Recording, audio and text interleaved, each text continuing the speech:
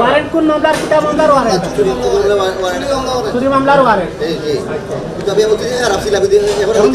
আপনার বাসা কই ভাই?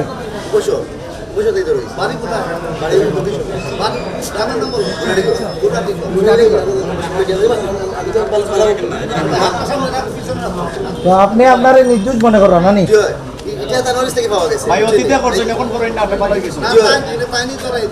আচ্ছা আচ্ছা ভাই, ঠিক আছে।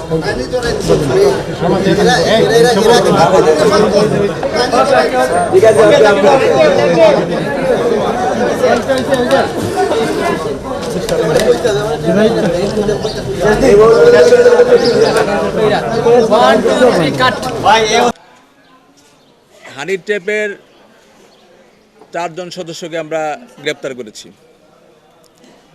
তারা দীর্ঘদিন যাবৎ মানুষের সরলতাকে পুঁজি করে তাদেরকে নিয়ে বাসাবাড়িতে আটকে রেখে তাদের উলঙ্গ ছবি তুলে তাদের কাছ থেকে মুক্তিপণ আদায় করতো এবং তাদেরকে মারধর করতো। একটি চক্র, সেরকম একটি চক্রকে আমরা ধরেছি। চক্রে 5 জন সদস্যের উপস্থিতি পাওয়া গেছে, অজ্ঞাতনামা আরও 3-4 জন সদস্য রয়েছে। 5 জনের পরিচয় আমরা শনাক্ত করতে পেরেছি। একজন গ্রিস প্রবাসী এবং তার বন্ধু, তাদের সাথে এই হানি ট্র্যাপের একজন সদস্যের পরিচয় হয় 1 মাস পূর্বে। উপশহরে একটি হার্ট রেস্টুরেন্ট রয়েছে, সেই রেস্টুরেন্টে পরিচিত হওয়ার পরে এই চক্রের একজন সদস্য তাদের নারী সদস্যকে ওই মোবাইল নাম্বারটি দিয়ে দেয়।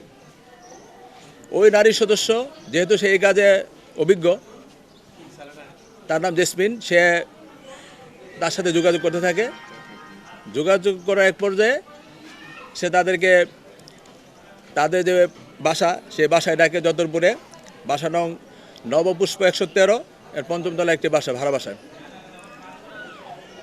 মেন্দিবাগে যখন আসে ওই প্রবাসী এবং তার বন্ধু, ওই চক্রীর একজন সদস্য জলিল, সে তাকে করে 2টি সিএনজিতে করে বাসায় নিয়ে আসে।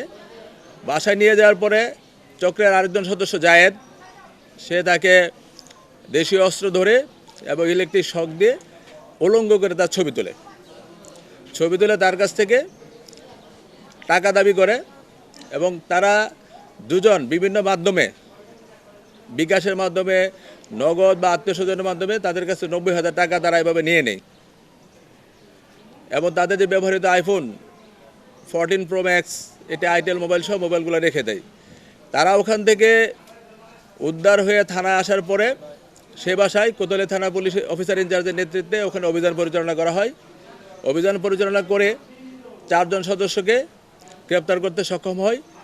একজন পালিয়ে যায় এবং ওখানে গিয়ে আমরা আরও যেটা দেখেছি, তা ওখান থেকে একটি প্রাইভেট কার, একটি সিএনজি এবং আসামিদের 3টি মোবাইল উদ্ধার করা হয়েছে।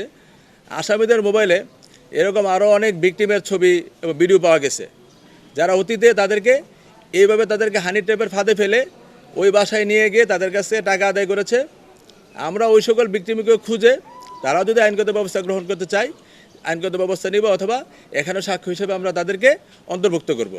এ ব্যাপারে কোতোয়ালি থানায় একটি নিয়মিত মামলা হয়েছে।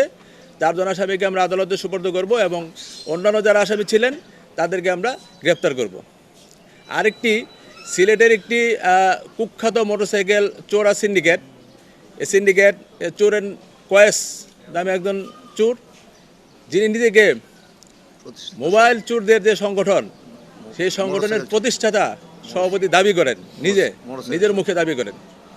তা আমরা তাকে দীর্ঘ প্রচেষ্টায় সিসিটিভি ফুটেজ এবং অন্যান্য বিষয়াদি বিশ্লেষণ করে তাকে আমরা আমাদের বন্দরবাজার ফাঁড়ি আইসির নেতৃত্বে আমরা জৈন্তাপুর কানাইঘাট এলাকায় অভিযান করে তাকে আমরা গ্রেপ্তার করেছি।